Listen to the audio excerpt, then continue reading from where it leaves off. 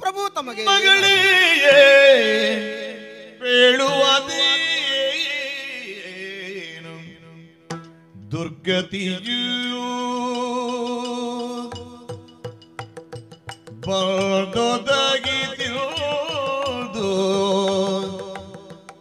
ಸುಗುಣೆ ವಿಧಿವಶದಿಂದ ಈ ದೆಸೆಯು ತಿಂದು ಸುಗುಣೆ ವಿಧಿವಶದಿಂದ